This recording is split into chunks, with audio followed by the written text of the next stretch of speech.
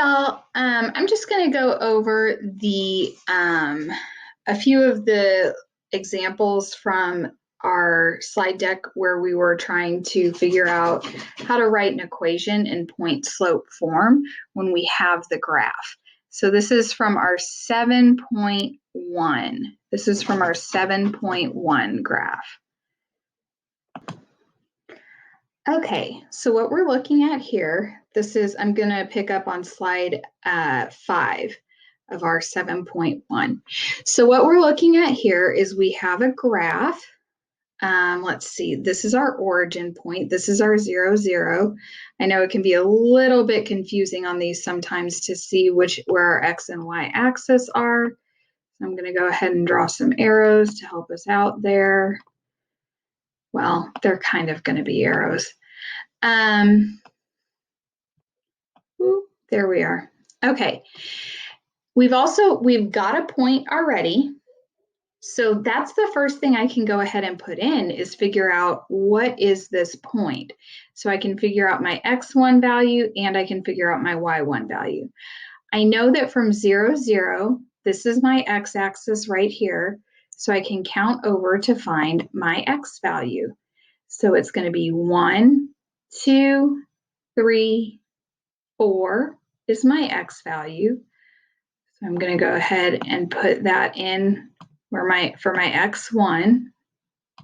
We've got a 4. And then my Y value, remember, is my up and down axis, how far up or down I go. So I'm here at 4, and then I can go up 1, and I'm at my dot. So I know my Y1 value is 1. Now, though, it gets a little trickier because I do need to figure out that slope, right? Because I'm trying to figure out my 3 things that I got to put in there. I've got to have a point, so I've got to have an X and a Y, and I've got to have a slope. I've got to have an M value, okay? So we've got 1 point here, but we've got to kind of find another point so that we can find, we know what we're counting up to, and we know how we're going to figure our rise and run. So we need to find another what we call pretty point, and that's one where things just like everything crosses at the same time. So our red line, which is our line that we're working on right now, and these little grid lines in between all cross at the same time. And I'm actually going to look over right here. This is a pretty point right here at 6, 2. It looks like this is a pretty point. So I'm going to go ahead and mark that for myself. And now I need to figure out the slope. So I'm going to start by figuring out how far we rise. So we rise 1. And then we need to figure out how far we run. That's tricky to say. We rise 1, and how far do we run? So now we need to go 1, 2, and we're at our point. So we know that we ran 2. So I figured out that my slope is 1 over 2. My X1 value is 4, and my Y1 value is 1. Now I can start writing my equation. I'm going to write it in bright yellow, I think. Okay. So I'm going to start, this is my equation over here, remember, and everything in black stays as it is. Everything in black stays as it is. So I'm going to have Y minus, Y1. My Y1 value is 1. 1 equals my M value, which is 1 over 2. And then I know it's open parentheses. I'm looking back at my equation over here, or at my formula. It's open parentheses, X minus my X1 value, which is 4.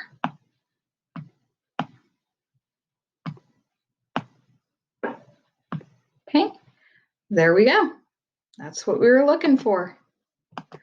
We're looking for y minus 1 equals 1/2 times x minus 4.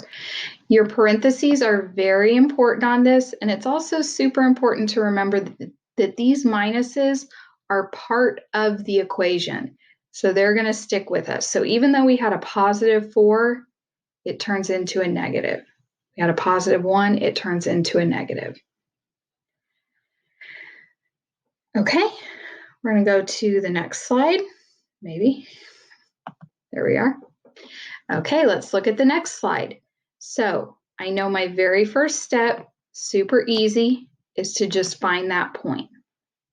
Well, first off, I'm going to make sure that we're clear about what our axes are. So we've got our x and our y clear for everybody to see.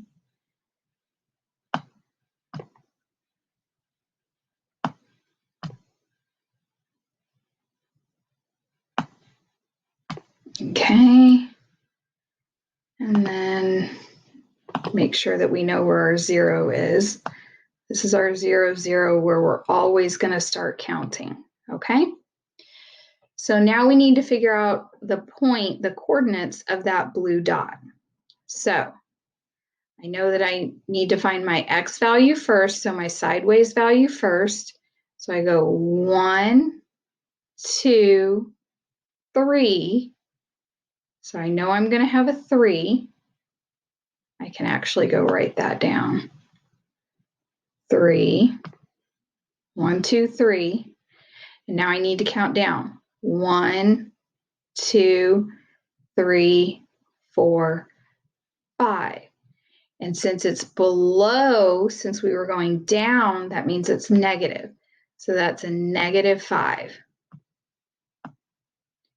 So my point is 3, negative 5. Okay, so I have my x1 and my y1. I'm almost there, guys. So close. I just have to figure out my slope. So the next thing I need to do is I need to find a pretty point. So I know what I'm counting up to. Okay, and I'm going to pick this point right here.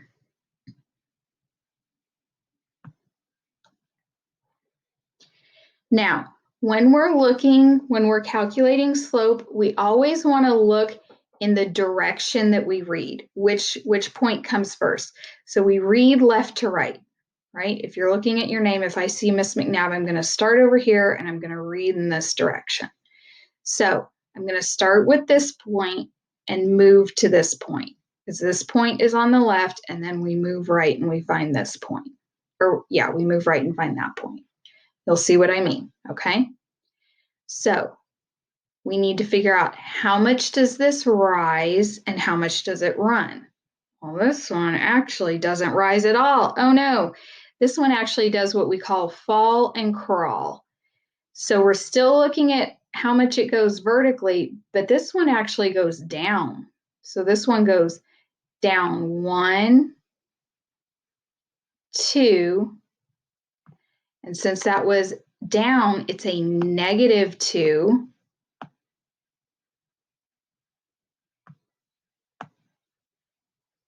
Over, we need to figure out our run, how much does it crawl since we fall and crawl.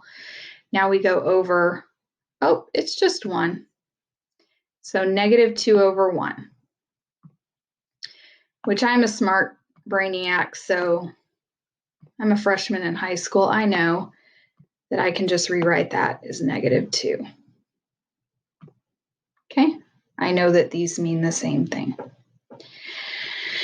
Okay, so now we just have to fill out our equation. Remember, everything that's black in the equation stays. Everything that is not, that is like yellow and blue and orange, those are cues that I need to write something else. I need to substitute in something.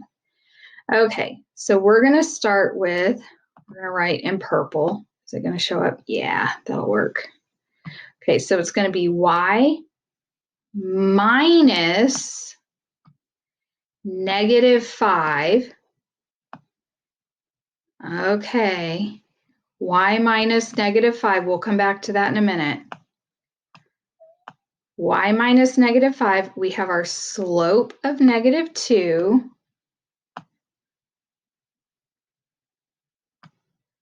And we can open our parentheses here. We know it's x minus our x1 value, which is 3. And that was a positive 3, so we can just stick that in as it is. But now we got some mess over here. We got y minus -5. Well, you know what? I know some things. I've learned some things in my years, and I know that minus minus really means plus. So we have y plus 5 equals -2 times x minus 3. And remember, those parentheses are important. And our signs, our pluses and our minuses are all very, very important. Okay? I believe we've got one more to look at here. Yes, we do. Okay. Oh, this one's a little tricky. This one's a little tricky. I bet we can do it, though. I bet we can do it. Okay, so we're going to start by trying to find straight up. Let's make sure we have our axis clear. We know what we're working with here.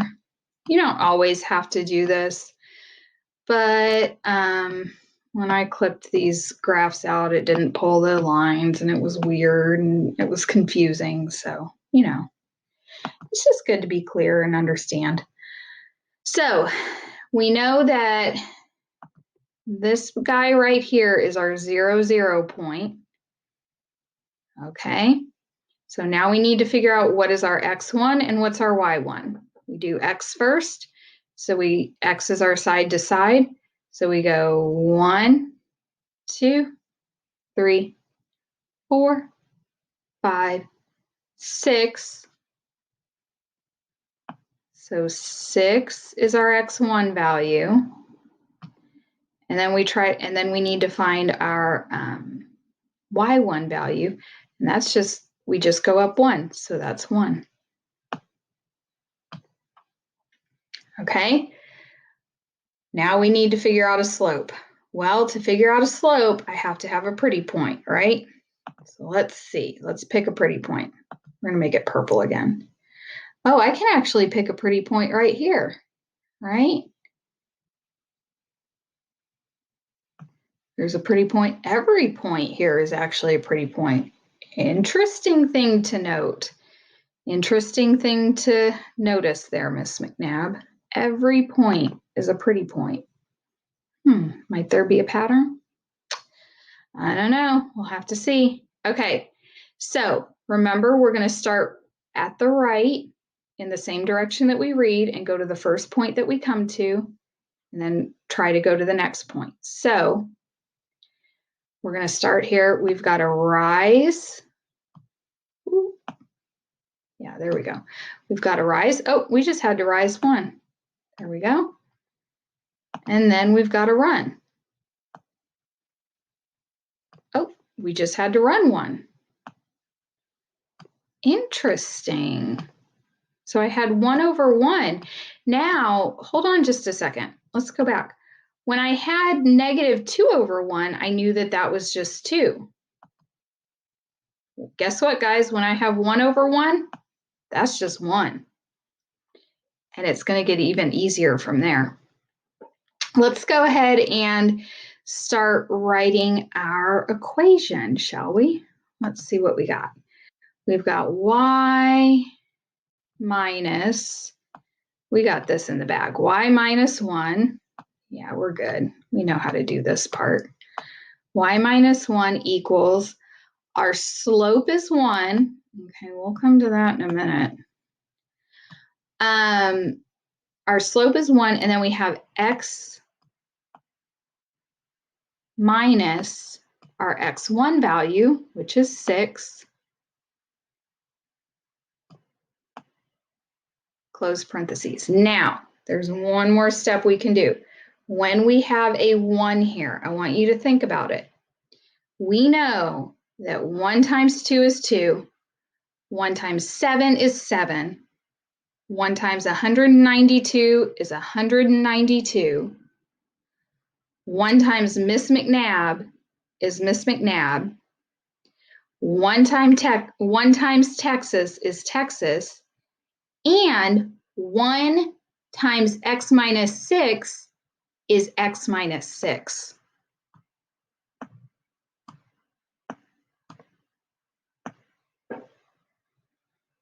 So I can drop that 1 in that parentheses because it doesn't matter that I'm multiplying it by 1. That 1 doesn't change anything. This one changes things, but this one doesn't, because I know that 1 times anything, including 1 times, see this parentheses, we're multiplying everything in these parentheses by that 1. 1 times, if there was an apple in here, it would be apple. So I can pull this down as x minus 6. So this is my answer here. Y minus 1 equals x minus 6.